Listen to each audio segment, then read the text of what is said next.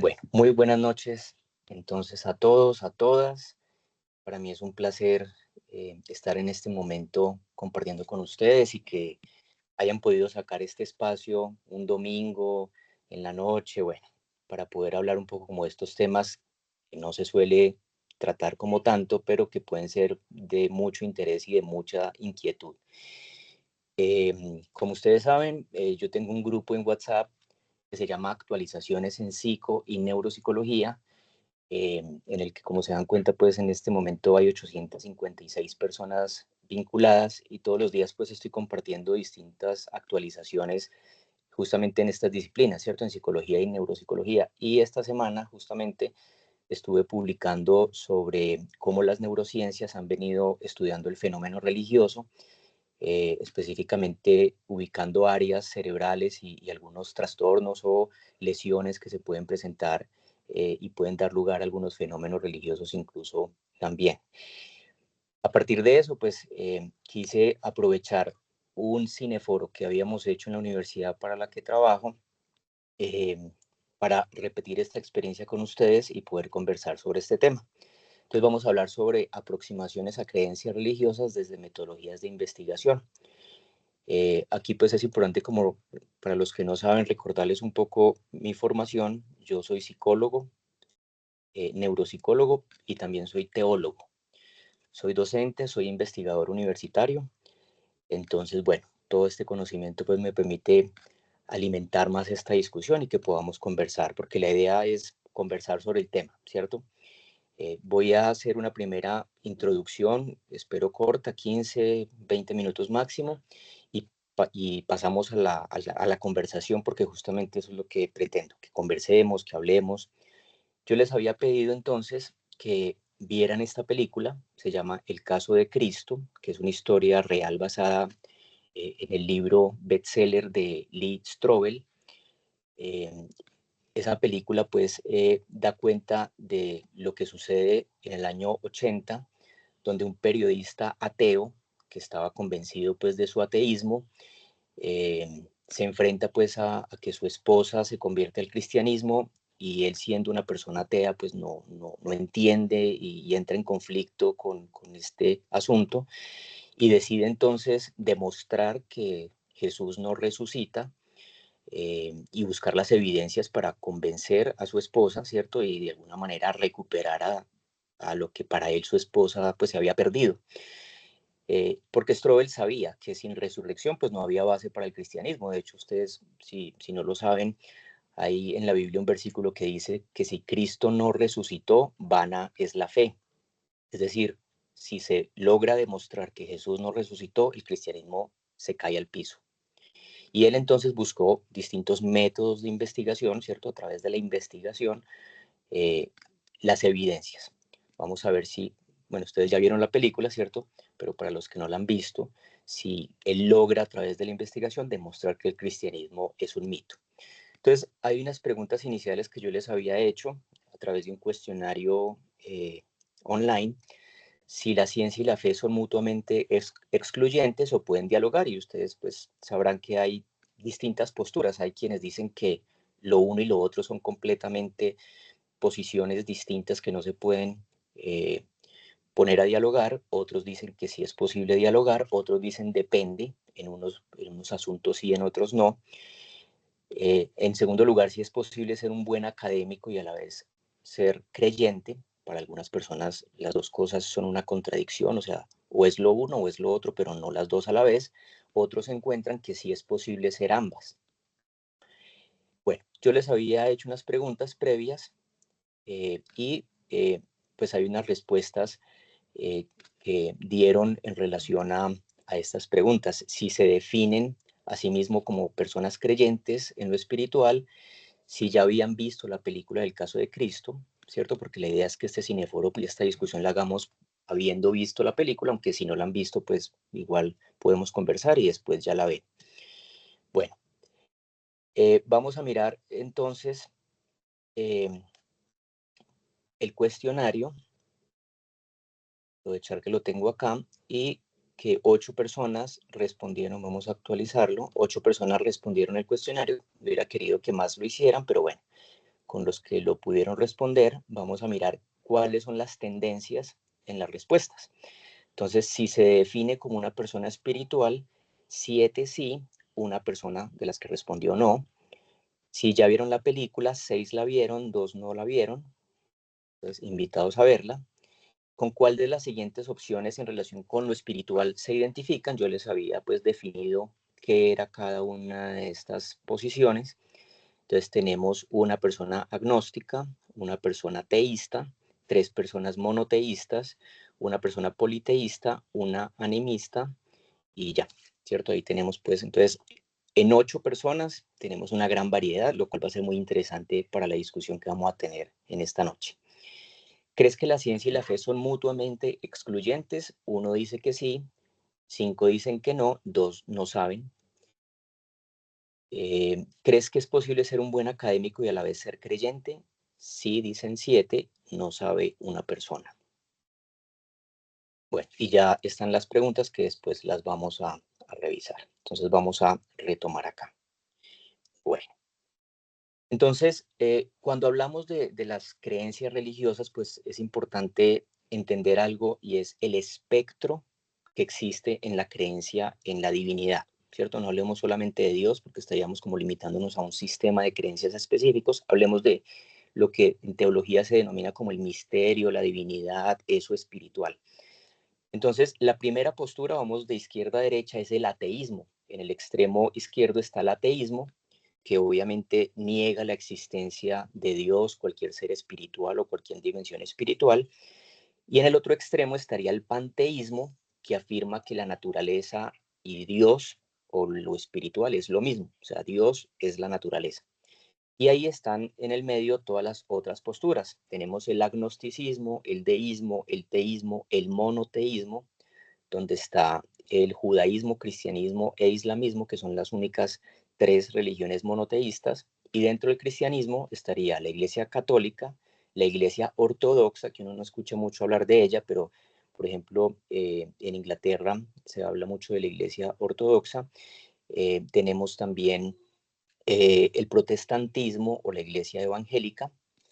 eh, entonces esas son las monoteístas. Tenemos el politeísmo, tenemos el animismo, ¿cierto? Bueno, entonces aquí para los que no saben qué significa cada una de ellas, pues voy a dejar estas definiciones acá, sobre todo para los que seguramente van a ver el video después, que puedan como identificar la definición de cada una de ellas y se puedan como ubicar en cuál es la que más se ajusta a su propio sistema de creencias. Pero bueno, eh, en un congreso de apologética, la apologética es como la disciplina que estudia la defensa de la fe. Eh, el teólogo Arturo Iván Rojas, que fue en 2016, habla pues de este espectro de las creencias en Dios y dice que hay 2 tendencias, hacia la superstición irracional. Aquí me quedó al contrario. Discúlpenme, yo organizo esto porque esto va al contrario.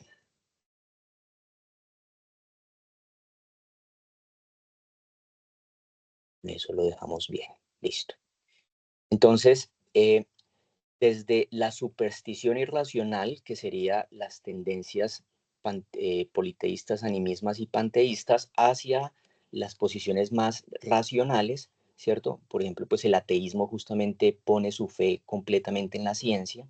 Entonces ahí estarían las posiciones más centradas hacia la ciencia y aquí más centradas hacia la superstición, ¿cierto? Entonces el monoteísmo estaría en una postura más intermedia entre posiciones que conciben lo espiritual, pero también lo racional en una posición intermedia o integral, si se quiere.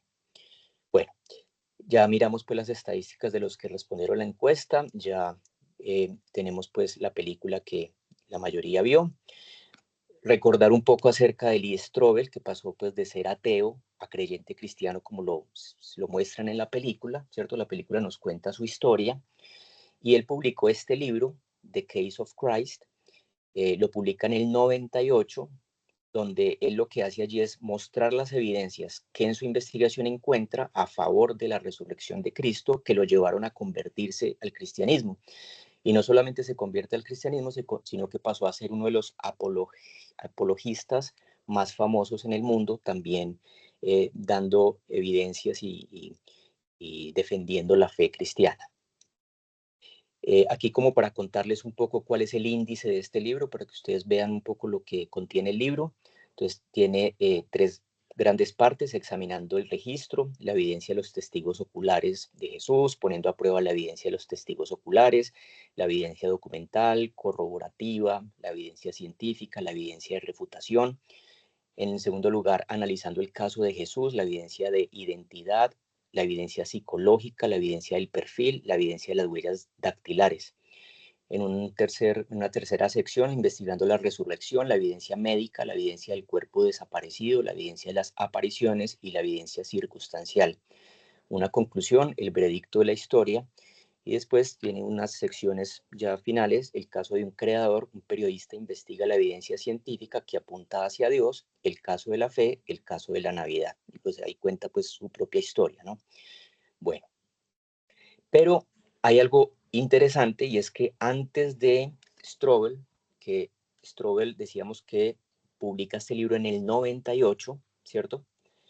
Antes de él, ya Josh McDowell, quien también era ateo, marxista, años atrás también buscó lo mismo, desacreditar el cristianismo específicamente, y su búsqueda lo llevó a convertirse, al igual que Strobel, en uno de los apologistas también más importantes del mundo, defensores pues de la fe cristiana. Pero George McDowell hizo un trabajo mucho más profundo que el que hizo Lee Strobel, porque él estaba en una conferencia académica en una universidad, y un grupo de cristianos estaba allí, y él decía que pues el cristianismo era la estupidez más grande que nos habían hecho creer, que la resurrección en Cristo era la cosa más idiota, pues más estúpida que nos habían vendido. Y pues obviamente desde el marxismo, pues ustedes saben que se entiende que la religión es el opio del pueblo, que es un sistema de manipulación, etcétera, etcétera. Entonces el grupo de cristianos que estaban en ese momento le dijeron: listo, demuestre que Jesús no resucitó y usted tumba el cristianismo. Y a él eso le llamó la atención, porque dijo: muy interesante, voy a hacer eso, voy a hacer un ejercicio juicioso, de investigación muy juiciosa, y concluyo. Y en el 72, fíjense que es casi 20 años antes de Strobel, él hace ese análisis. Y también en este libro lo tengo yo y lo leí completo, lo tengo por si alguien de pronto está interesado, con mucho gusto lo podemos revisar. Tiene las evidencias encontradas en su investigación a favor de la resurrección, pero como les voy a mostrar, no solamente habla de la resurrección, sino que también somete a prueba si la Biblia es digna de confianza, el argumento de que ha sido escrita por tantos hombres, manipulada, si es confiable el escrito, los hechos históricos que allí se narran, etcétera. O sea, indagó mucho más, y es lo que publica ya. Entonces les quiero mostrar el índice también de este libro para que ustedes lo vean.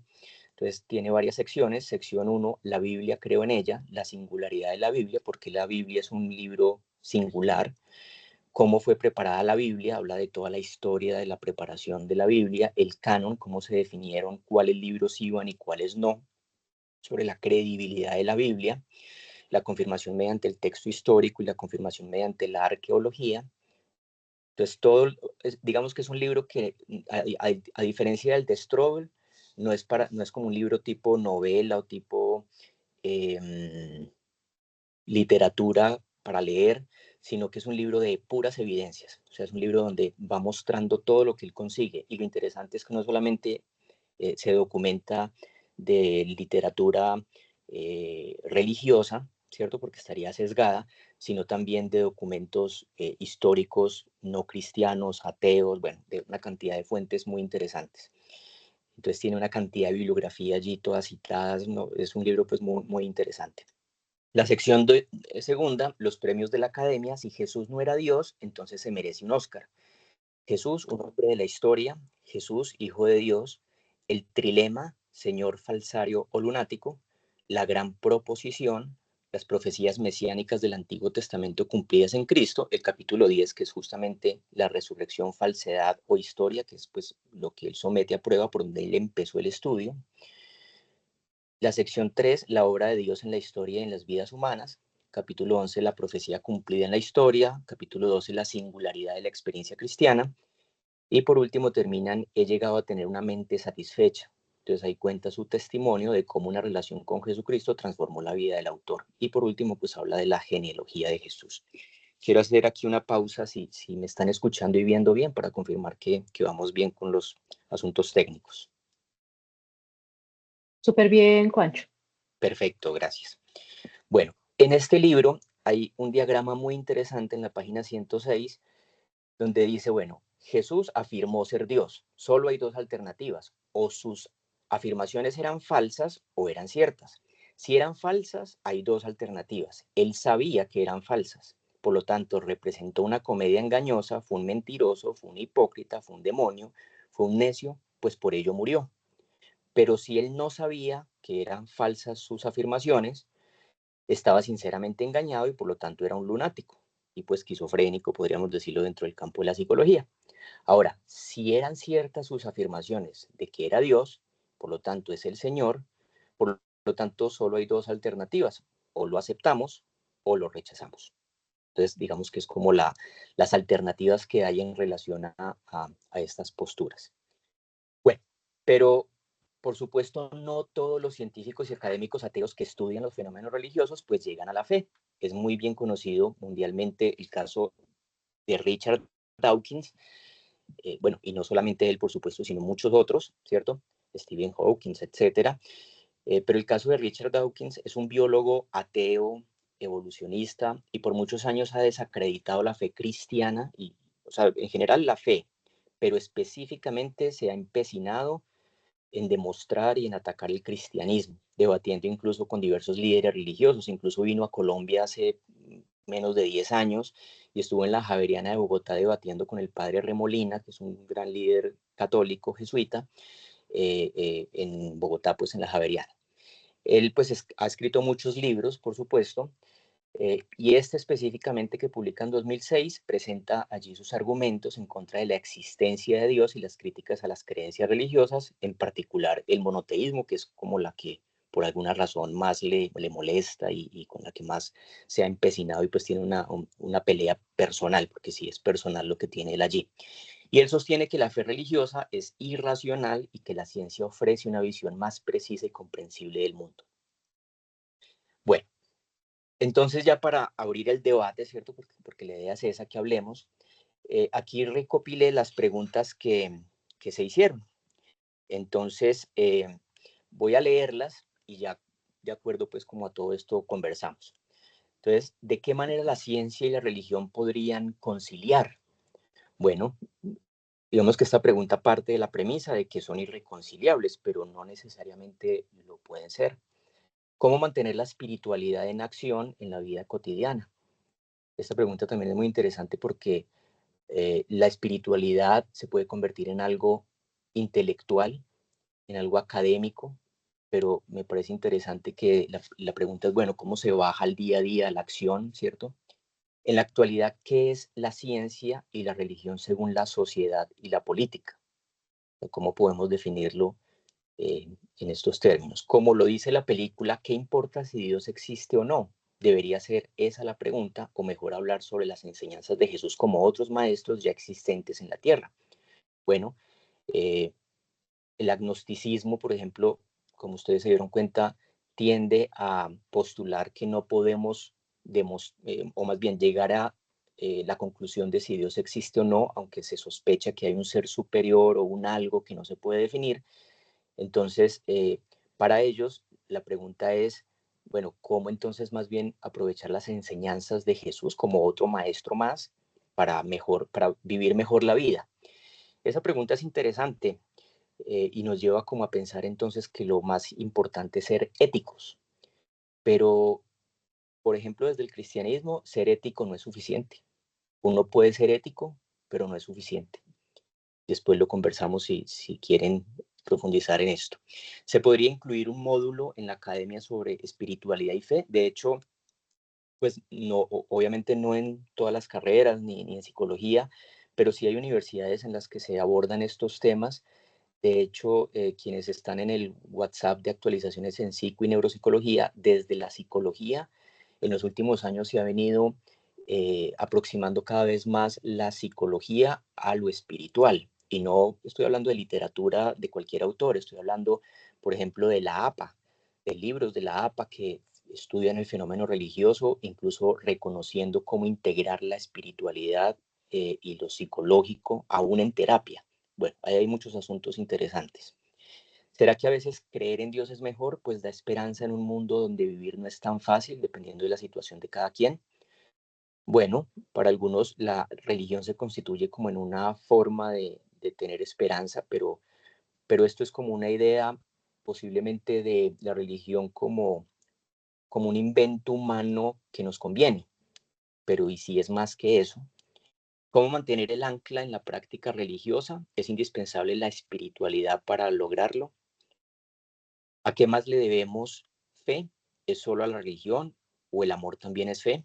Muy interesante porque eso me acuerda un libro que se llama Derribando los dioses que llevamos dentro, un libro viejito ya, que dice que, pues en últimas, lo que plantea es que todos somos religiosos por naturaleza, lo cual pues ha demostrado diversas disciplinas como por ejemplo la psicología de la religión, la fenomenología de la religión.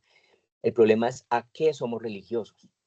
De hecho, ser ateo también es ser religioso. ¿En qué sentido? En que la fe está puesta en la ciencia. O sea, quien es ateo y que pone su esperanza en la ciencia, tiene fe en la ciencia. Claro, no es una fe religiosa, pero es una confianza, porque estamos hablando de la fe, de la seguridad, de lo que le da valor, seguridad, confianza.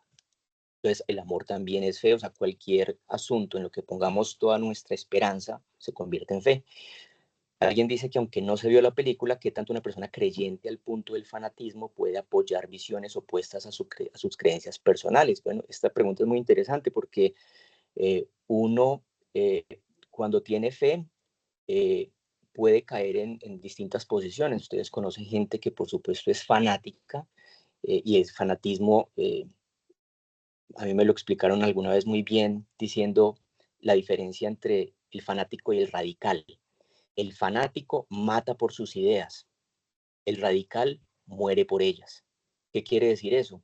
Que el fanático trata de imponerlas a los otros, no acepta diálogos, no acepta otras posturas, mientras que el radical defiende sus ideas y muere si es necesario por ellas, como por ejemplo los apóstoles, si estamos hablando del cristianismo, murieron defendiendo su fe, ¿cierto? Tratando de mostrarle a los demás, pero si no creían, no se las imponían, ¿cierto? Yo creo que aquí es un asunto interesante, como lo estamos haciendo en este cineforo, hablando respetuosamente en toda la variedad de posiciones frente a lo espiritual. 11. ¿Por qué desde la academia se castra a priori las distintas formas de pensar y creer? Esta pregunta también me parece muy interesante. Quienes han sido estudiantes míos, yo les he contado la experiencia cuando entré a la universidad y les contaba que la profesora de biología inicialmente nos preguntó sobre qué es el ser humano y cualquiera que hablara de alma, espíritu, cualquier otra posición distinta a una posición atea, evolucionista, mejor dicho, era reprochado, humillado, en fin, ¿cierto? Y sí, de hecho, hay un libro de Robert Jastrow que en ese momento era evolucionista y hablando de evolución, por ejemplo, decía sobre el origen de la vida, solo hay dos posiciones, o creación o evolución, no hay una tercera forma.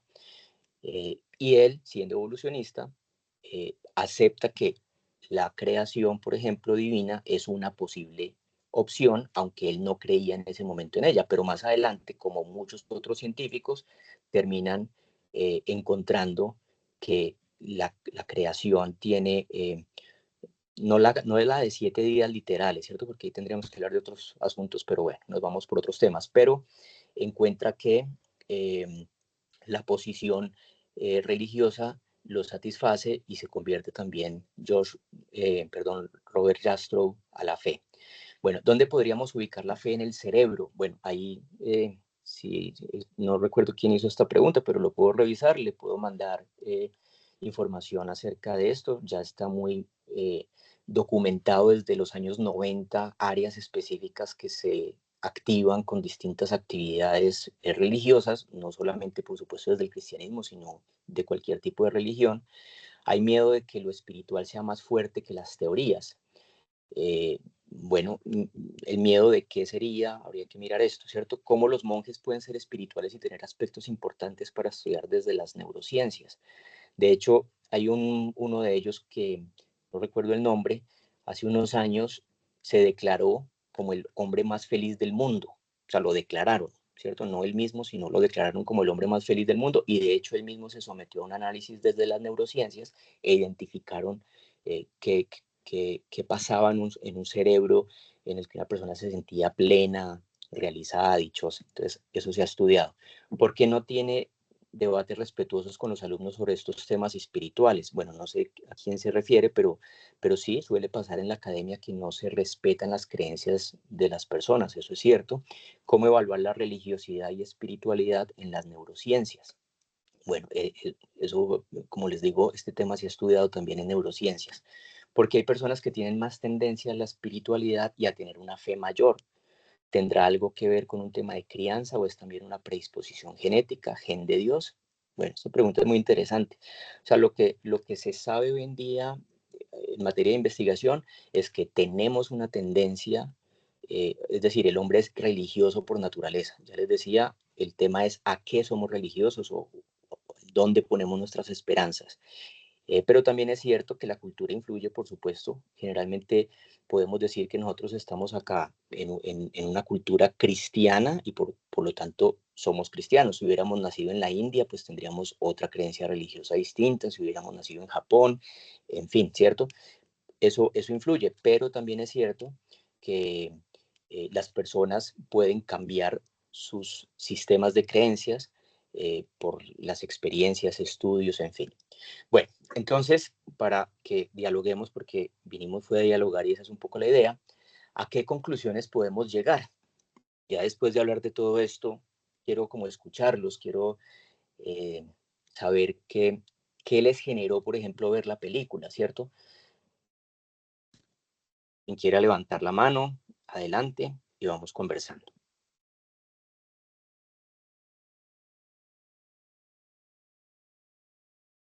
O de todo esto que les cuento, que les llama la atención, como para empezar a abrir el debate, el diálogo.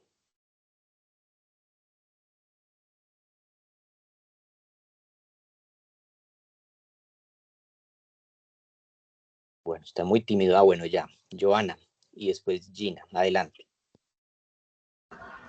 Bueno, por mi parte en esa, yo pues no sé nada, soy una persona criada en la religión católica, estudié en colegio católico y pues conforme he ido creciendo he ido cambiando un poquito el punto de vista, diría desde que me criaron, desde mi enseñanza, de la casa y del colegio, son absolutamente excluyentes, o así se han visto.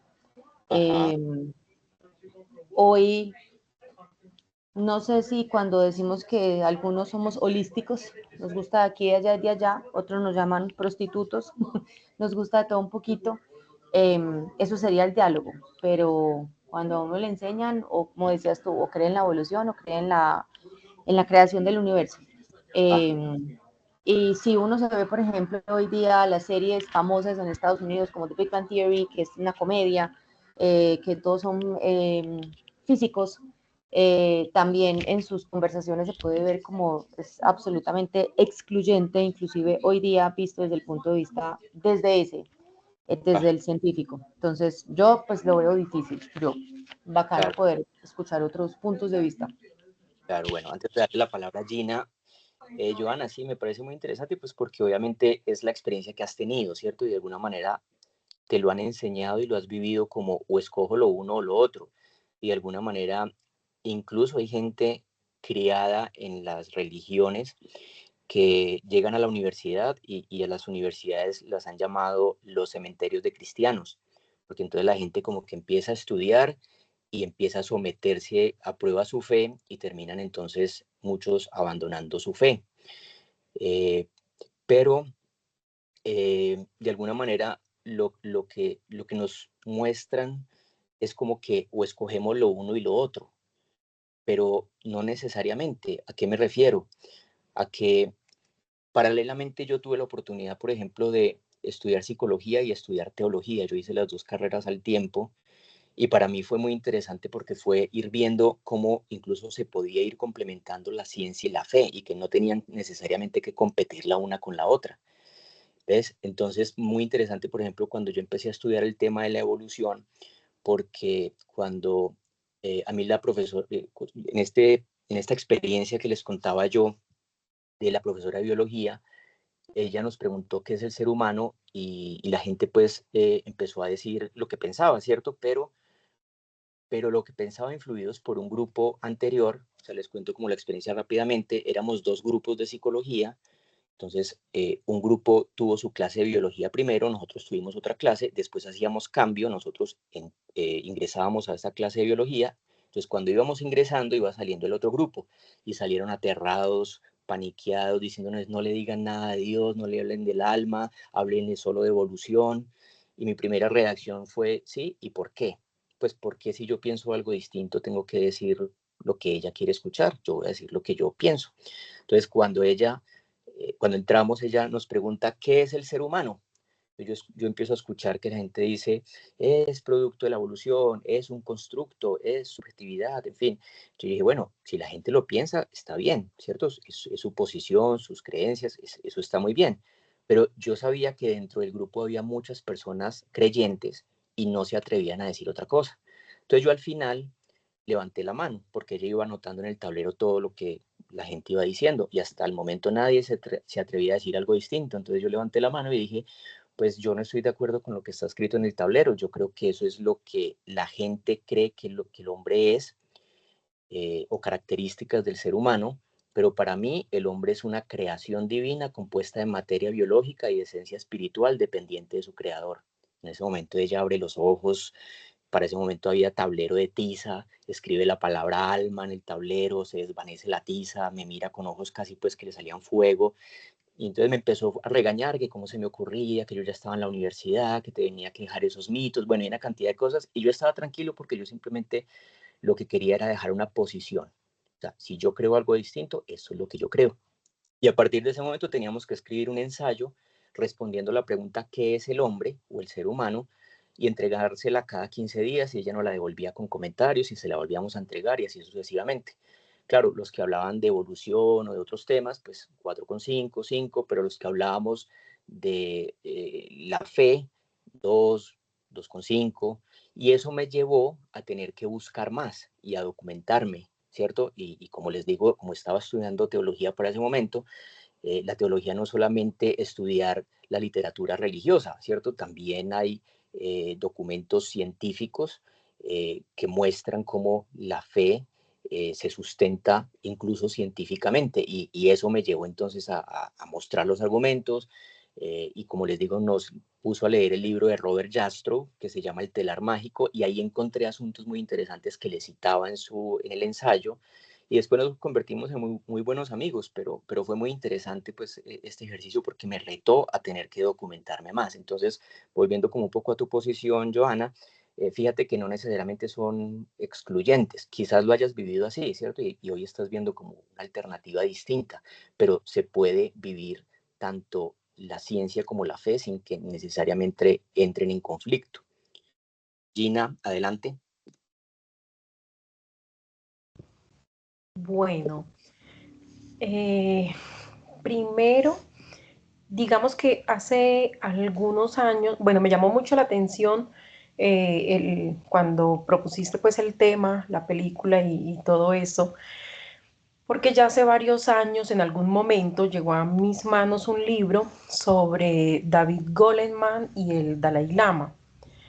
Y ahí hablaba muchísimo sobre investigaciones y sobre estudios que se han hecho, ¿cierto?, desde la parte de las neurociencias con los monjes tibetanos. Correcto. Entonces, mostraban muchísimas cosas dentro de eso, cómo realmente la espiritualidad modifica desde algunas áreas del cerebro, ¿cierto? Como ciertos aspectos que permiten que lleguen, lo que tú decías ahorita, o sea, ya se ha declarado que supuestamente uno es el ser más feliz, ¿cierto? Pero desde esa parte de la espiritualidad, desde esa capacidad que ellos tienen para llegar a unos estados de meditación extremadamente profundos por sus creencias, por su fe, por una cantidad de cosas. Entonces, desde ahí, desde que me leí ese libro, digamos que esto empezó como a llamarme la atención. Después, otro momento, vi una investigación que se había hecho con los rescatistas del 11 de septiembre y cómo cuando se hace la investigación con estas personas y se evalúan sus cerebros, se dan cuenta que aquellos que tienen un mayor grado de espiritualidad o que esas áreas en donde se activan esas conductas prosociales o empáticas fueron los que más lograron rescatar personas. O sea, porque como que tienen ese estado de fe tan alta frente a las cosas que pueden pasar, entonces son mucho más perseverantes frente a este tipo de situaciones. Y ahora estoy con un libro que lo compré hace poco en Argentina, que se llama Las neuronas de Dios. Y me ha encantado. O sea, es de que me lo leo y me lo releo porque me parece tan bonito. Entonces, desde ahí me empecé a dar cuenta que realmente sí podemos llevar de la mano la parte de la ciencia y la parte de la religiosidad, ¿cierto?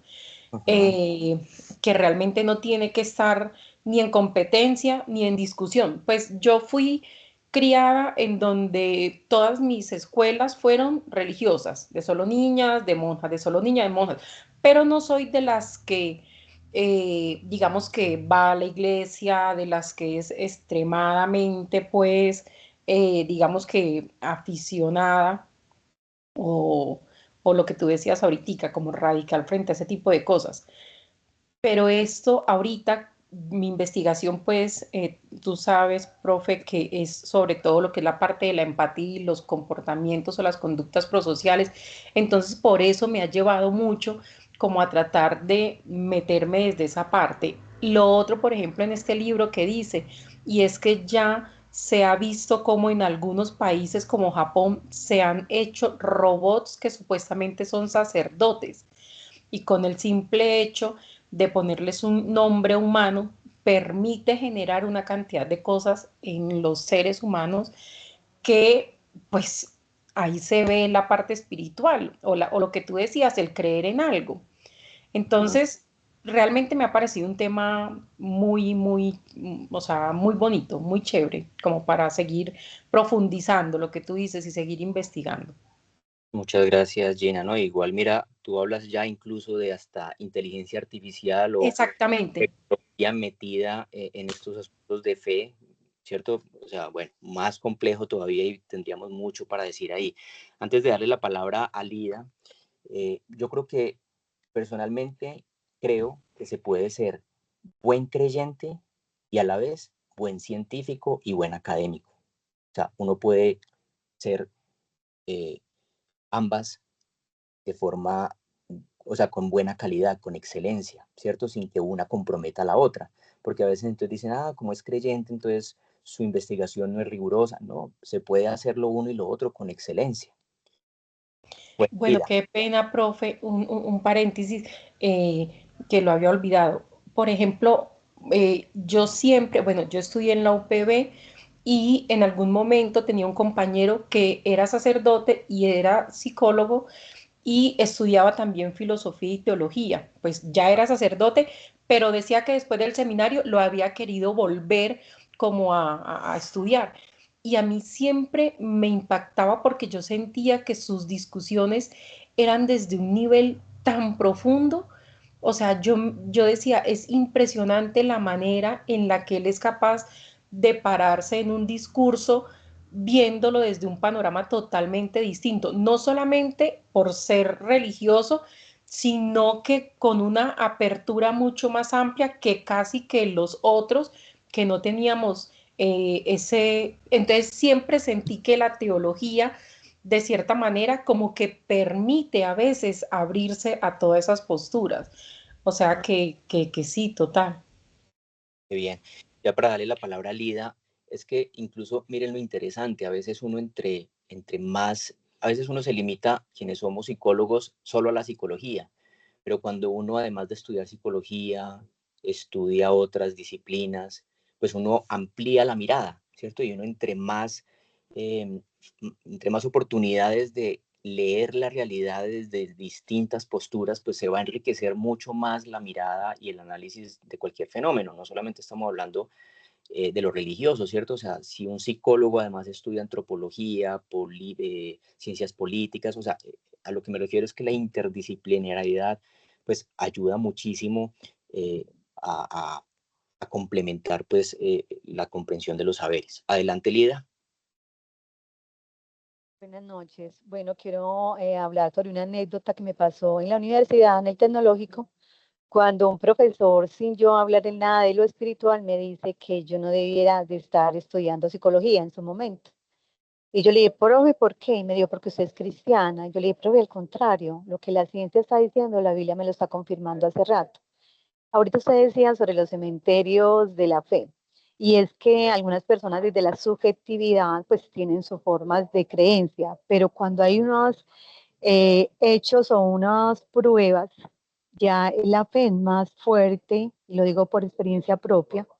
Yo soy cristiana desde niña y nunca vi como la psicología como que fuera en contra o que me pusiera en riesgo en el tema espiritual. Si bien hay una dicotomía todavía de la ciencia y lo espiritual, de una u otra forma la ciencia también ha tenido que decir lo que dice o narra la Biblia en unos hechos, uno puntual como cuando se abre el Mar Rojo, la ciencia o los científicos encontraron que habían restos de carruajes de los que habla la Biblia, de los carruajes de Faraón. Entonces yo creo que yo fui la que dije que a veces desde lo académico se castran esos temas. Creo que no debe ser así, porque si somos respetuosos, podemos hablar de esos temas sin estar agrediendo al otro, o sea, con una manera muy respetuosa y más cuando se tienen evidencias. Pues yo gocé de eso en la universidad porque fui muy respetuosa con todos y en las distintas formas de expresión de lo espiritual y todavía sigo, o sea, yo no soy de las que, porque soy cristiana, entonces trago entero, como decimos coloquialmente, no, a mí me gusta investigar, a mí me gusta leer la Biblia, eh, el texto con su contexto y también apoyándome en otros libros de otras personas que hablan al tema. Entonces yo creo que esto de lo espiritual y la ciencia debieran de no competir. No debiera de haber una dicotomía, no, yo creo que se debe, yo creo que venga, usemos los dos, unámonos para que conversemos sobre esas, como dicen algunos, de esas fábulas o cuentos de la Biblia, cuando realmente se tengan unas evidencias muy serias, yo creo que se puede decir, bueno, eso son las posturas y no está mal. Entonces, yo creo que de lo académico también debiéramos de respetar ello. Yo fui testiga, como lo decía usted ahorita, de los cementerios cristianos o de fe, de unas niñas que ya después cambiaron totalmente y donde algunos docentes querían imponer como, venga, es que Dios no existe y donde me tocó defender la fe de una manera muy respetuosa, muy coherente. Y bueno, creo que salí airosa de la carrera y cuando voy a atender a alguien en asesoría psicológica o clínica, yo lo primero que pregunto, ¿usted qué cree? Y con base a esa información, pues una va mirando cómo trabajar con el individuo. Muchas gracias, Lida. Mira, tú me haces recordar dos cosas. Eh, Ustedes saben, por ejemplo, que Alcohólicos Anónimos surge de un grupo cristiano que trata el alcoholismo y, y genera una experiencia exitosa. Y justamente los principios de Alcohólicos Anónimos después es adoptada por la psicología para abordar pacientes que tienen diferentes tipos de adicciones, aunque le quitan el componente religioso, aplican los principios que están allí, pero lo que les quiero decir es, tiene su origen en una práctica religiosa. Por ejemplo, hablamos hoy en día de se me enreda la palabra, el mindfulness, ¿cierto? Todas estas técnicas de relajación, de concentración, de respiración, ¿cierto? Etcétera. ¿Y de dónde surgen? Sino de las comunidades religiosas de Oriente. No estoy hablando solamente del cristianismo, sino incluso de religiones orientales, eh, que se identifica sus beneficios, como incluso las ondas del cerebro mejoran, ¿cierto? Cuando se practican estas técnicas de relajación, de respiración, y eso lo adopta la psicología, o sea, viene justamente de los fenómenos religiosos. ¿Quién más quería participar? Isabel, adelante. Buenas noches, colegas, profesor, ¿cómo están? Bien, gracias. Bueno, digamos, yo soy ortodoxa, ¿cierto? Yo profeso y ejerzo mi religión, pero estoy de acuerdo con la compañera Lida, que ¿por qué no nos podemos, cómo les digo? Ay, se me fue la palabra, apoyar? Para mí la ciencia y la religión son complementos una de la otra hacia un bien común, hacia un bien de la humanidad. Si yo como psicóloga en una terapia, el paciente, el usuario, como lo quieran llamar, siente un alivio y un apoyo en esa parte espiritual, yo, ¿por qué tengo que castrarle esa creencia e imponerle mi creencia, mi metodología? Si eso le ayuda, digamos, se ha comprobado en los pacientes oncológicos que obviamente no los vamos a curar, pero sí apoya mucho esas creencias, el que tengan algo en que apoyarse, el aliviarse, el que el tratamiento tenga un efecto positivo en ellos. Entonces, yo considero que es que yo no sé por qué ese afán de invalidar una de la otra, sabiendo que es como las dos, una muestra lo que es hacia dónde va la humanidad, de dónde viene, y el otro es el propósito de esta humanidad. Entonces, es como, no sé, como querer estar encima de la otra y querer aplastarla, sabiendo que si las dos se trabajan serían un complemento extraordinario para cualquier labor. Gracias, Isabel. Tú me haces también acordar, cuando uno mira la literatura científica, y estoy hablando no solamente de artículos que uno pueda encontrar en bases de datos regulares, sino de alto impacto, Scopus, ¿cierto? De las top, uno encuentra innumerables estudios que hablan de la relación entre la espiritualidad y la calidad de vida y el bienestar psicológico. O sea, eso se sabe, ¿cierto? Y por supuesto también se ha estudiado que muchas veces las prácticas religiosas pueden generar malestar, pero cuando estamos hablando de eso, estamos hablando muchas veces más es de la religiosidad. Y aquí yo creo que es importante también hacer una diferencia entre espiritualidad y religiosidad, porque muchas veces las personas eh, se encasillan en religiones que lo que terminan haciendo es más eh, cumpliendo ritos, prácticas que se alejan de lo realmente esencial que es la relación con, hablemos de lo teológico, el misterio, lo espiritual, Dios, si lo queremos llamar de esa manera, eso es lo espiritual.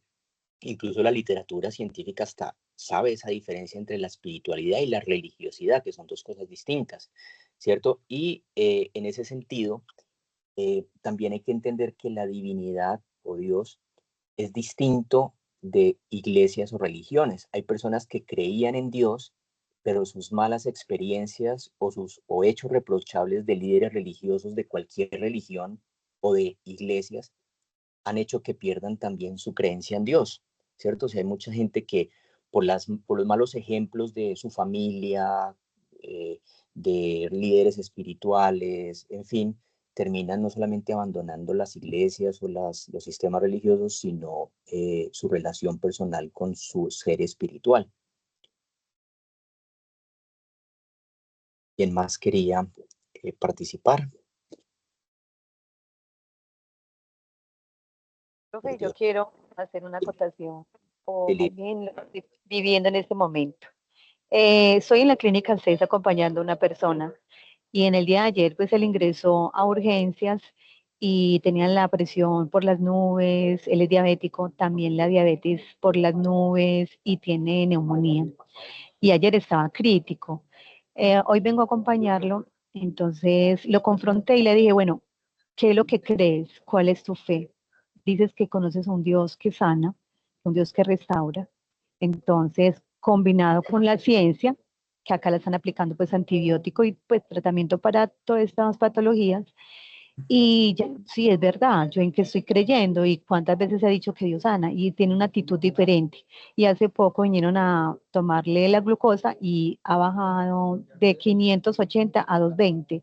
Entonces mira cómo la fe también incide mucho en lo que decías ahorita, en ese caso en la recuperación física de una persona. Entonces es vivir lo que se dice, ser coherente con lo que se cree o se piensa y pues podemos mirar desde la ciencia, porque algunos dicen, no, es que es solamente la fe, no, a veces hay que combinarla también con la ciencia, y en este caso está en una clínica donde le están haciendo el tratamiento, pero con una forma o postura distinta a la que tenía ayer. Correcto.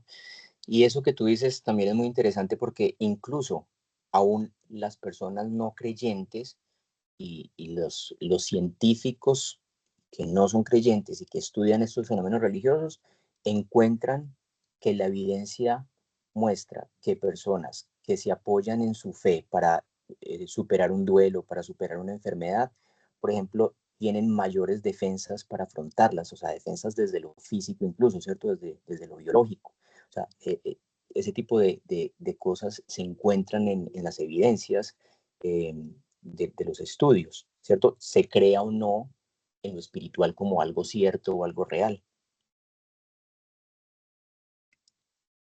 ¿Quién más quiere participar? Hola, Juan. Sí, es que casualmente en eso que están diciendo en ese momento, yo trabajé en Sura muchos años, hace mucho tiempo, y pasaba algo, pues dentro de muchos de los programas yo tenía pacientes críticos, ¿cierto? Tanto pacientes pues polimedicados como pacientes que iban para trasplante o pacientes de programas especiales, VIH, así. Y vamos a ver que también va en lo que tú decías ahorita, en qué creo, a qué le pongo la fe, o sea, entre más fe le tengan al médico tratante, uno ve cómo les va mucho mejor con los tratamientos.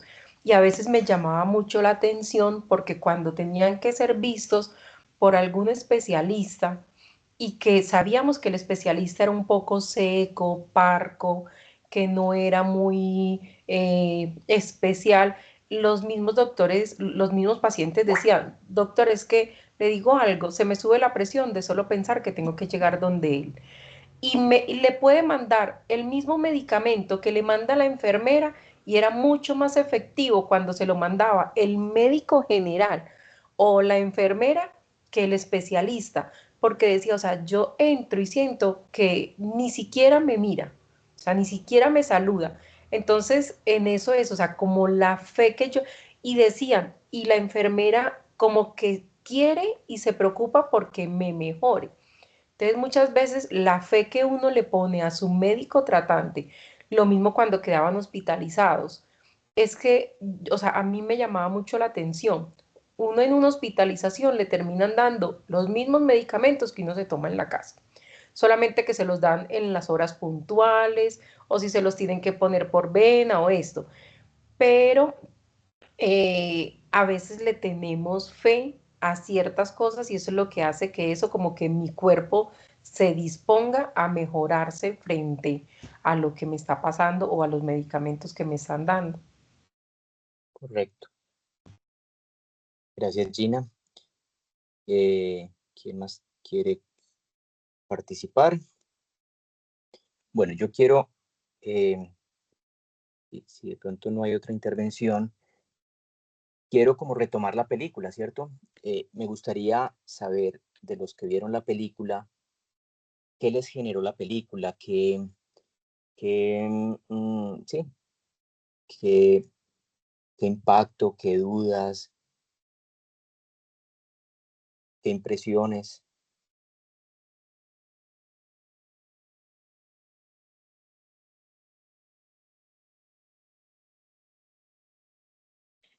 Hola, Juan. Sí, Mari, hola. Hola. Bueno, mira, con respecto a la pregunta que tú haces sobre la película, em, y de hecho también ahí quiero como articular las preguntas del cuestionario pues, que van muy relacionadas ¿cierto? Con esta película. Em, es una película de mucha sensibilidad, em, confrontativa. Contigo hemos hablado al respecto de lo que sucede en mí, es decir, y escuchando aquí como a las otras personas que están en el foro, a los otros colegas, eh, yo vengo pues de una familia católica, formada absolutamente católica, como incluso como con un temor de herir a Dios, eh, si uno llega a creer en otra cosa, ¿sí? Como una fe ciega. Este, luego pues ya como en mi vida, eh, empiezo a darme como el espacio eh, para, como para tener otros entendimientos, porque se me generan pues inquietudes, dudas de la fe que yo traigo, ¿cierto? Y de la religión católica. Entonces, cuando veo la película y te digo que es confrontativa, me pasa eso generalmente. O sea, yo me abro al espacio como de otras, ¿cierto? De otros elementos, de ver de otra manera a Dios. Pero es casi que inevitable sentir como, no sé si es culpa, sentir temor. Eh, de no estar haciendo algo correcto. Entonces creo yo que el asunto de la fe, el asunto de la espiritualidad es como tan inherente al ser humano y nosotros no podemos escapar de él. Y tú ahora hablabas algo de los ateos, o sea, el ateo de todas formas está creyendo, ¿cierto? Porque tiene confianza en algo. Entonces, en esa medida yo creo que el asunto de la espiritualidad, la dimensión más bien de la espiritualidad, que se liga obviamente con la religiosidad, pues forman, o sea, son como parte de nuestro ADN, ¿cierto? O sea, nosotros no podemos renunciar o negarlos. Em, pero es complejo. Es complejo como lograr, no sé si decirlo de esa manera, como cruzar la calle. ¿Sí? Con la experiencia de la película vuelvo a tener al ver la película vuelvo a tener esa experiencia cuando yo hablo contigo, yo vuelvo a tener esa, ¿cierto? O sea, experiencia como eh, digo, qué interesante esto y qué interesante poder mm, abrirme mucho más a eso, pero no sé, es como que me devuelvo, me cuesta, me cuesta. Es que lo que tú dices es muy interesante porque tiene que ver con un asunto cultural. ¿A qué me refiero? Vamos a hablar de historia. ¿Cómo llega el cristianismo a Colombia y en general a Latinoamérica? Llega un cristianismo de España, ¿cierto? Inicialmente llega el cristianismo de España, que es el catolicismo, pero es un cristianismo que se impone, ¿cierto? Y es un cristianismo eh, que, que se vive más desde el temor, más desde la obligación, más desde muchos asuntos de culpa, ¿cierto? Un poco todo lo que tú cuentas es lo que culturalmente se ha vivido en términos de ese cristianismo, de creer que la relación con Dios, específicamente hablando en el cristianismo, depende de lo que uno haga, de las obras, ¿cierto? Si soy bueno, si hago buenas obras, o si me porto mal, o si me porto bien, o si hago esto, o si hago aquello, entonces uno se siente culpable en ese sentido, pero eso es un asunto mediado por el tipo de cristianismo que llegó a Colombia y se impuso y se generalizó. Pero de otra parte, más adelante en la historia, llega eh, el cristianismo de Inglaterra, que es el cristianismo protestante, que es un cristianismo donde ustedes saben pues que el protestantismo viene de los reformadores como Lutero y otros, que dicen, venga, nos estamos alejando como iglesia católica, nos estamos alejando de la fe, de la escritura, estamos cometiendo abusos, volvamos a la fe bíblica. Y él no pretendía separarse ni fundar una religión nueva, sino eh, enmendar lo que se estaba haciendo mal y corregir, pero lo terminan expulsando y finalmente pues él termina pues creando y dando lugar pues a lo que se va a conocer como el protestantismo. Pero ese cristianismo que llega después de Inglaterra es un cristianismo distinto, porque es un cristianismo que enseña que la relación con Dios es una relación de amor, que es una relación de misericordia, que es una relación donde ya no es lo que yo haga, y también me lo explicaban muy bien diciendo, es que todas las religiones son el hombre buscando a Dios, o sea, un intento de el ser humano reivindicarse con lo espiritual, con la divinidad, con el misterio, pero el cristianismo es Dios haciéndose hombre para volverse a comunicar, volverse a conectar con el ser humano. Y en ese sentido, no es nada de lo que podamos hacer nosotros, sino lo que Él hizo, ¿cierto? Y por eso tiene sentido la cruz, su muerte, su resurrección, o sea, todo lo que veíamos justamente en la película. De hecho, aquí llegó un poco como este asunto de a qué conclusiones podemos llegar y digamos como para ir pasando, porque eh, Sol hace una intervención muy interesante que es, bueno, todo esto que estamos hablando como tan interesante, tan intelectual, tan académico, ¿a dónde nos lleva?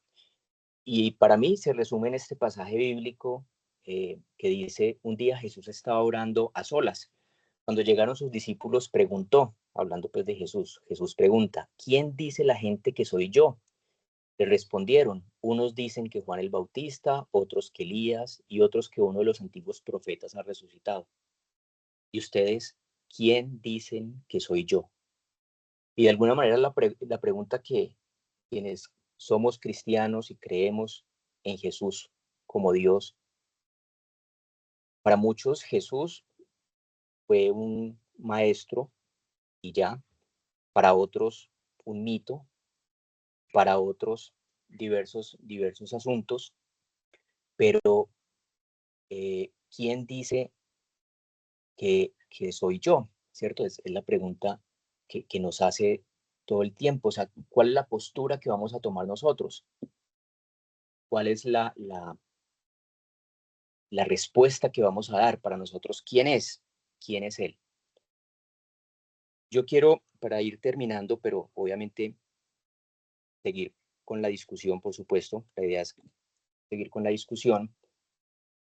Quiero dejar algunos recursos adicionales que les quiero recomendar. Si de pronto alguien quiere conocer un poco mi historia de cómo llego yo al cristianismo, les dejo allí en el canal mío de YouTube, está el video, 5 minutos, un video que me graban en el año 99, cuando justamente estaba estudiando psicología y teología, tenía 20 años en ese momento, ahí pueden calcular mi edad.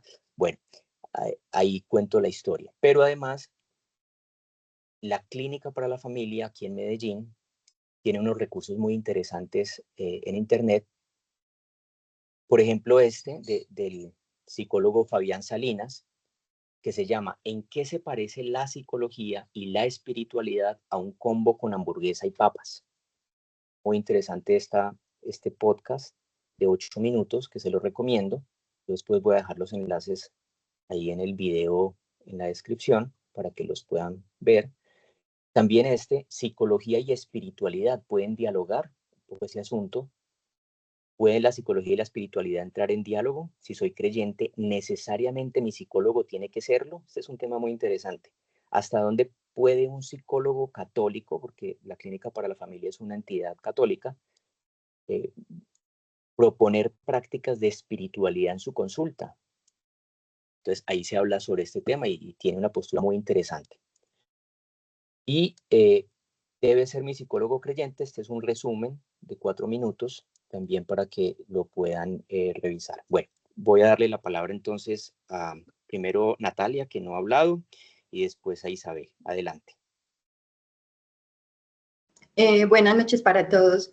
Bueno, incluso yo tenía en mente mencionar el profe Fabián, porque dentro de este último enlace que nos comparte el profe, él hace una diferenciación entre religión, religiosidad y espiritualidad. Entonces, escuchando a la compañera anterior, desde el tema de la religiosidad, que es la práctica de la religión en sí, hay muchos sesgos, hay muchos temas de obligatoriedad, ¿cierto? De si no, de pronto no estoy honrando a Dios, entonces me castiga, ese tipo de cosas, ¿cierto? Entonces él hace como una referencia al tema de la espiritualidad, que ya es algo más personal, es una relación con ese ser supremo divino que nos permite estar más tranquilos y confiados, ¿cierto? Entonces, es como diferenciar, no ponernos como una especie de muro, de traba para practicar la espiritualidad en sí, porque hay creencias múltiples, ¿cierto? Hay muchos dogmas que incluso a veces coartan como esa experiencia espiritual. Eso es por un lado. Por el otro lado, por ejemplo, lo de la ciencia, cuando yo empecé a estudiar psicología, nos recibe la profe y nos dice, ¿ustedes creen que la psicología es ciencia o no? ¿Cierto? Por el tema del objeto de estudio. Entonces lo estoy trayendo aquí por el tema de la fe. Entonces, la ciencia en sí no busca tumbar teorías o dogmas, sino que lo que busca es de pronto comprobar. Para la ciencia, Dios existe o no existe, ¿cierto? Está como en un punto neutral y medio. Y incluso los estudios que hacen, a mí me gusta mucho un canal que se llama History Channel, que habla mucho de esto, incluso del monje que usted mencionó ahorita, que se llama Matthew Ricard, algo así, que él era como un asesor del Dalai Lama. Entonces el tema del experimento que hicieron, como pues como incluso en estos días usted nos mandó como una diapositiva o algo del tema de que los lóbulos se iluminan dependiendo como él está en un proceso de meditación. Entonces mostraban cómo se iluminaban ciertos sectores del cerebro cuando había como esa comunión o ese tema de ¿cómo se llama esto? Y las No de áreas, oración, sino, ajá, las no de áreas. oración. Sí, pero entonces cuando él estaba meditando, no estaba orando, sino meditando. Entonces, para los que creemos, los que somos cristianos, no es un tema de meditar, sino de orar. Ajá. Y el tema de orar genera como muchas variaciones o muchas transformaciones en el actuar. Entonces, por ejemplo, la psicología cognitiva profesa el tema de que el pensamiento influye mucho en la emoción y también en la conducta. Entonces, lo que permite de pronto la oración o la comunión con un ser superior, o con en este caso para mí Dios, es un autodominio, ¿cierto? Es una regulación emocional o espiritual, es cambios lógicamente en las creencias y en la forma de actuar, y que lo que lógicamente aumenta la empatía, ¿cierto? Un estado de conciencia frente al otro y frente al mundo y frente al vivir. Entonces es lo que hace como el tema de la espiritualidad, no tanto de la religiosidad. Correcto. Sí, es que independientemente de que las personas sean o no creyentes en lo espiritual, ¿cierto? Hablemoslo en términos genéricos, se sabe que los practicantes religiosos, o los que practican algún tipo de espiritualidad o algún tipo de fe, tienen unas ventajas que otras personas no tienen o tienen de otra manera, ¿cierto? O sea, lo que estos estudios lo identifican, ¿cierto? Ahora, que se le dé o no la explicación a ello, ahí está pues el punto de discusión, para algunos sí, para algunos no, ¿cierto? Y volvemos al punto de, será siempre un asunto de fe, porque un poco retomando la película lo que hace es que nos muestra evidencias. Y fíjense que no en vano voy a devolverme acá a el título del libro de Josh McDowell. Se llama Evidencia que exige un veredicto. ¿Saben por qué se llama así? Porque habla de evidencias, no de pruebas, no de comprobaciones ciertas ya comprobadas. Porque si ya tuviéramos las pruebas, a todos no nos quedaría otra opción que creer. Pero la evidencia lo que nos lleva es a tomar una posición. Por eso habla de evidencia que exige un veredicto. El veredicto es qué postura vas a tomar tú frente a esa evidencia. La película de El caso de Cristo lo que hace es eso, muestra evidencias. Ahora, ¿qué voy a creer con esas evidencias? ¿Voy a seguir creyendo que Jesús no resucitó, en este caso como en la película lo trata de mostrar, o que sí, que es definitivamente algo de lo que no puedo dudar, pero ambas posturas requieren fe? Es decir, tanta fe se requiere para creer en Dios como para no creer, ¿cierto? Entonces, hacia allá nos lleva un poco este asunto. O sea, las evidencias son hechos, datos, pero cómo los interpretamos, ahí es donde están las múltiples posibilidades de interpretación, ¿cierto? Por eso algunas personas siguen siendo ateas a pesar de las evidencias, otras personas con esas mismas evidencias concluyen que su fe se fortalece, ¿cierto? Entonces, eso es un poco para tenerlo en cuenta. Por lo tanto, no se puede demostrar ni refutar científicamente la resurrección de Jesús. Si hay hechos científicos que se demuestran, ¿cierto? O sea, por ejemplo, cuando se hablaba de, ustedes vieron en la película, cuando dicen, no, pero es que Jesús quizás no murió, y por eso fue que no es que haya resucitado, sino que no estaba muerto, y después entonces ya vivo, se vio vivo, pues, entonces le dicen, no, es que al atravesar la lanza, y ahí daban toda la explicación médica de cómo, de todo lo que sucedía con el corazón, etcétera, y el agua que sale, en fin, dicen, físicamente la persona estaba muerta, o sea, médicamente estaba muerta, ¿cierto? Entonces, ese tipo de cosas sí se logran demostrar, ¿cierto? Como evidencias. Pero científicamente la resurrección de Jesús no se puede demostrar, ni refutar, ni demostrar. ¿Por qué? Porque tendríamos, si hablamos de científicamente, pues tendríamos que hacer un experimento donde resucite una persona, ¿cierto? Obviamente eso sería el demostrarlo científicamente, pero sí históricamente, que es lo que hace Josh McDowell y Lee Strobel, que es ir a las fuentes documentales, ir a mirar en la historia. Y algo que no les había dicho es que Josh McDowell, por ejemplo, dice que encontró tantas evidencias a favor de la resurrección de Jesús, que encontró que hay más que sobre cualquier otro evento histórico. Por ejemplo, Cristóbal Colón, que descubrió América. Hay muchísimas más evidencias a favor de la resurrección de Jesús que las que tenemos para creer que eh, Cristóbal Colón descubrió América, y así sucesivamente muchos otros asuntos, ¿cierto? Entonces, hacia allá nos lleva como todo este tema. Josh McDowell, por ejemplo, hace algo interesante. Él dice, mire, muchas veces he encontrado, dice él, que no es que la gente no pueda creer, sino que no quiere creer, por lo que eso implica. ¿Cómo así? Él le dice a muchas personas, bueno, si yo le demuestro con las evidencias que Jesús resucitó, ¿usted creería? Y hay gente que de entrada le dice, sinceramente, vea, no, mejor no, porque yo no estoy dispuesto a dejar de mentir, a dejar de robar, a dejar de llevar doble contabilidad en la empresa, a dejar de ser infiel, ¿cierto? Una serie de conductas que, por supuesto, deben ser coherentes con la fe, ¿cierto? Porque volviendo al asunto, todo lo que estamos tratando un poco con este asunto de este cineforo es, bueno, todo esto académico es muy interesante, pero ¿quién dice la gente que soy yo? Si hablamos en el cristianismo de Jesús, eso, ¿cómo lo aterrizo a mi vida cotidiana? ¿Será simplemente un asunto de fe, intelectual, académico, o en mi día a día cómo lo reflejo? Bueno, habían unas manos levantadas. Eh, Creo que Isabel quería aportar algo. Sí, profe, con respecto a la película, el sentir que me deja la película es como al inicio es como ese cuestionamiento, qué tan profunda es mi fe o mi espiritualidad, como la queramos llamar, qué tan fuerte es, ¿cierto?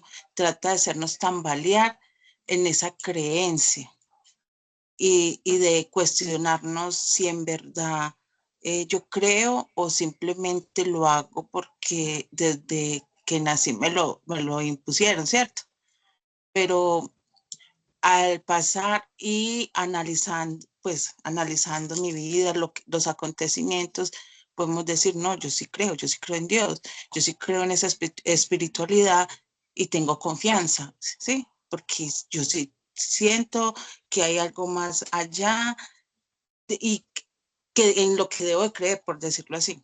Entonces, él trata de hacernos tambalear para que nos cuestionemos si en verdad sí somos, si tenemos una creencia o simplemente es una tradición impuesta por nuestras familias.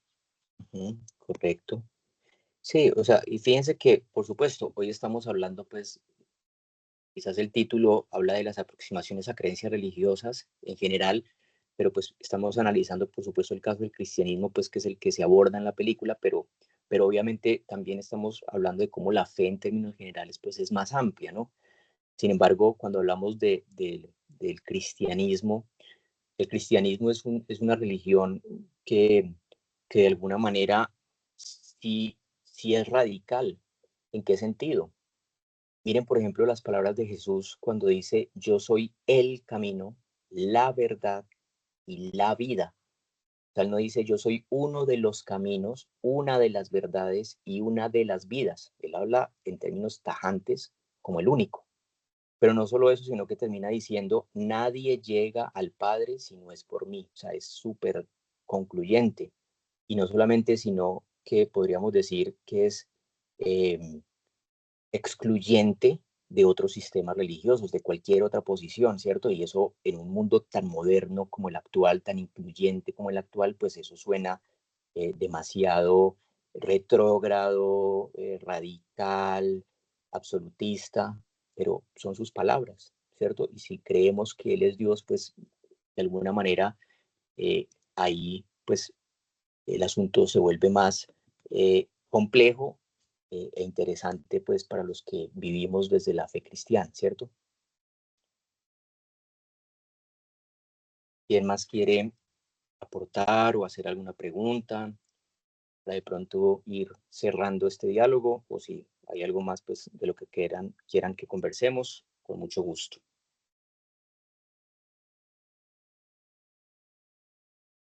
Yo, Juancho. Y adelante. Vale, gracias.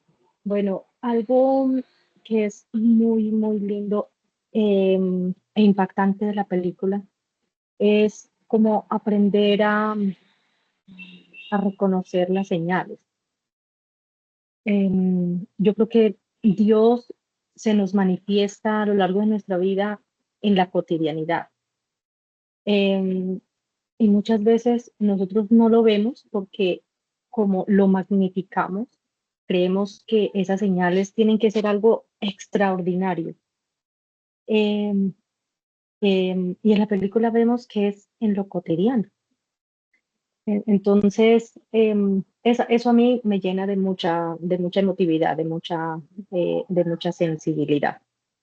Mm, Porque cuando yo, por ejemplo, cuando va la escena de la niña que se atraganta, ¿cierto? Como con una bolita de chicle, con un dulce, y está ahí la enfermera, y luego la enfermera le dice a la mamá de la niña que no es gratis que ella estuviera ahí, que porque ella iba a ir a comer a otro restaurante, pero estaba ahí y que ella ahí entendió para qué estaba, ¿cierto?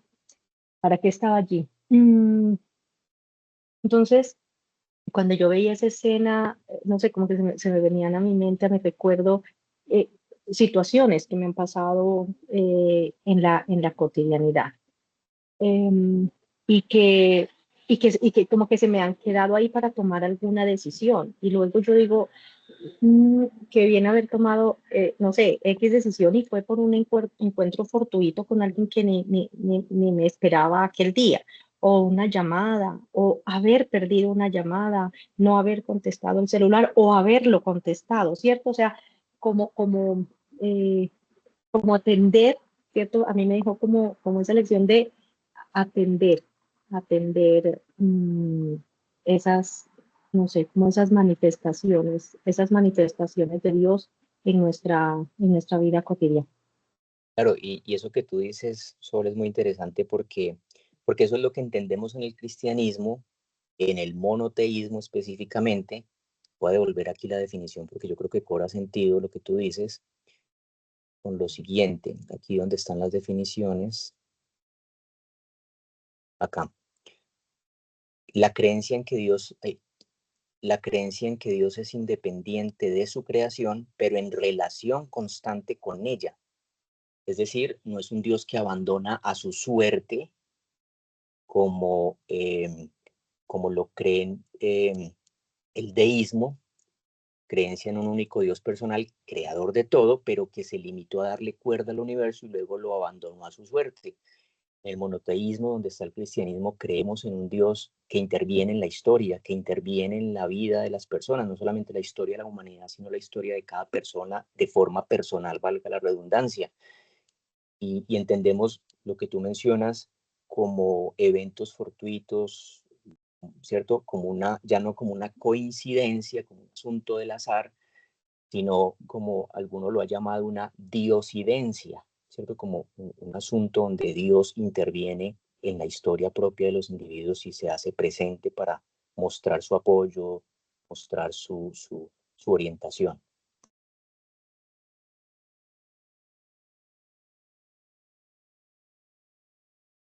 ¿Alguien más que quiera comentar algo? Juan, yo tuve una confusión, incluso no la he logrado despejar. Sí, Bueno, yo siempre he creído que estoy en el monoteísmo, ¿cierto? Pero fíjate que ahora cuando tú nos mandaste ¿cierto? La encuesta, aparece otro, que es el teísmo. sí, Es la doctrina que afirma la existencia de un Dios creador del universo y que interviene en su evolución con independencia de toda religión. ajá, Pues mi confusión fue tanto que pues, y yo de hecho allí puse mi respuesta, ¿sí? sí, Em, pero honestamente sí sigo como en la confusión entre el teísmo y el monoteísmo. ¿Tú sí. podrías, por favor, ampliarnos un poquito? Lo que pasa es que el monoteísmo es un tipo de teísmo, ¿cierto? Porque fíjate que desde el politeísmo, monoteísmo, teísmo, pues, o sea, el teísmo es como un paraguas más grande, ¿cierto? ¿Mm? Donde o sea, toda la postura teísta es una postura que cree en un Dios, ¿cierto? Un Dios, eh, o en el politeísmo, pues varios dioses, listo. Pero ¿cuál es la diferencia? La diferencia es que en el teísmo ese Dios no se circunscribe a ningún sistema religioso en particular, ¿cierto? Y ahí pues hay una diferencia con el monoteísmo, donde sí hay sistemas religiosos en particular, como es el judaísmo, cristianismo e islamismo, ¿cierto? Ahí está la diferencia, ¿cierto? Donde sí hay unas prácticas religiosas particulares que apoyan esa fe. O sea, la esencia no es la práctica religiosa, porque si no caeríamos en religiosidad y eso no es la esencia del cristianismo, pero esa creencia en Dios pues sí tiene unas formas de aproximarse a él. Digamos que sería un poco la diferencia, ¿cierto? En el teísmo la persona cree en un Dios que creó, que interviene, ¿cierto? Pero no está adscrito a ningún sistema religioso. Claro que sí. Gracias. Vale. ¿Qué otra pregunta, comentario? Natalia, adelante. Profe, bueno, yo no sé qué tan cierto sea esto, pero en mi segundo semestre de universidad yo tenía una profe de infancia y adolescencia que en algún momento nos dijo la relación, ella era psicodinámica o del psicoanálisis, no recuerdo cuál era pues como la inclinación que ella tenía a nivel de psicología, creo que era eso. Y entonces ella decía, por ejemplo, que la postura de nosotros ante una figura como Dios tenía algo que ver como con la relación que nosotros teníamos con el Padre, o sea, con nuestro papá. Entonces yo me quedé como con esa y a veces hago el ejercicio de mirar como la creencia religiosa o la creencia espiritual y no sé, pregunto, ve, y tu papá o tal cosa, pues como verificando lo que ella en algún momento nos dijo. Y en la película yo veo eso, o sea, la Sí, relación de ese bien, protagonista con su papá, ¿cierto? correcto. Es una relación totalmente nula, muy mala, ¿cierto?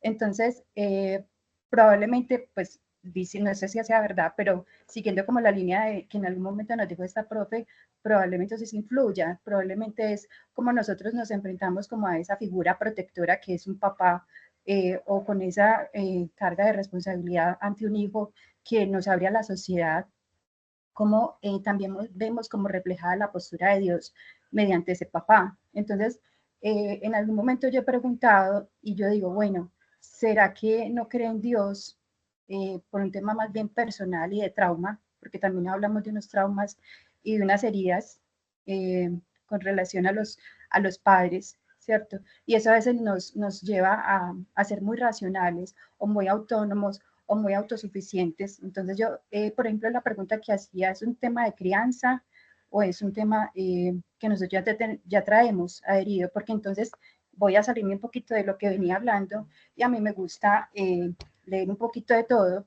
Leía en algún momento lo del tema del gen de Dios. Sí, Entonces, es algo que está pues como en estudio, decía que nosotros tenemos implantado, por aquí lo tenía como a la mano, que es el gen BMAT2, así se llama, y es el que nos permite como esa experiencia a nivel espiritual. Entonces, por eso preguntaba que también había personas que tenían como más tendencia que otras.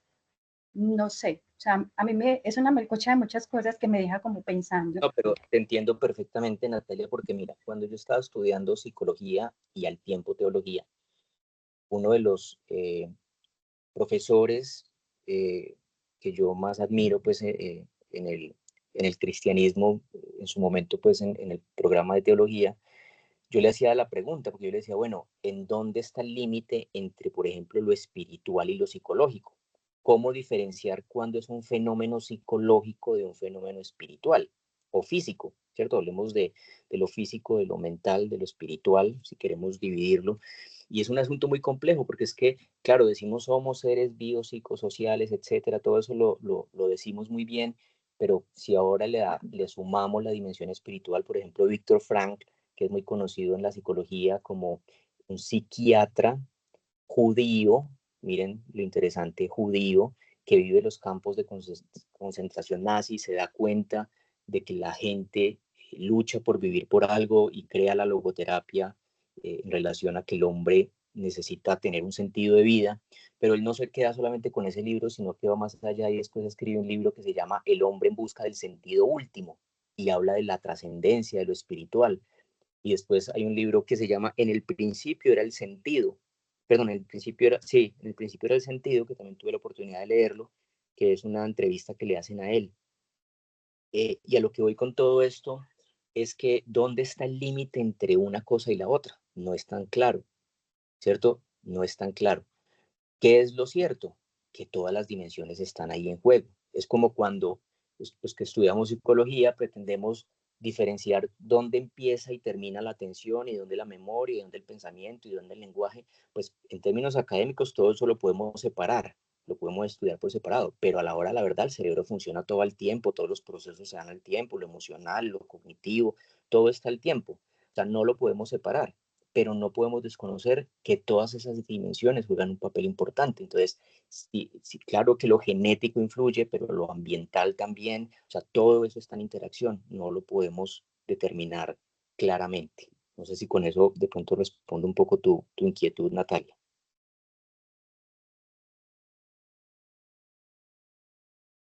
Profe, sí, mil gracias. Vale, con gusto. ¿Alguna otra inquietud, comentario? De pronto para ya ir cerrando y pues no abusar mucho como el tiempo de domingo, fin de semana. Joana. Que necesito parte 2 de la discusión. Ok, Que vale. empezada o dónde aprender más, voy a mirar pues más como tus recursos adicionales que estabas contando, pero pues a mí sí me quedó pues faltando. Y de todas maneras, aquí les voy a dejar mi correo y los que están en el grupo de WhatsApp me pueden contactar y con mucho gusto les paso bibliografía, podemos conversar, en fin, bueno, por cualquier canal, correo, WhatsApp, lo que sea, podemos ampliar estas discusiones que, como se dan cuenta, no son concluyentes y uno siempre puede seguir aprendiendo y aprendiendo y aprendiendo. Entonces, bueno, pues agradecerles por este espacio, por conectarse, por permanecer todo el tiempo, por sus aportes tan interesantes, por sus preguntas. Obviamente no podemos agotar el tema ni todas las preguntas que me hicieron, pero ya las podemos conversar con más calma seguramente en otros momentos. Entonces, bueno, muchas gracias por su atención. Que tengan entonces una feliz noche. Muchas gracias. Gracias. Feliz noche. Feliz noche a todos. Gracias y feliz noche. Hasta luego.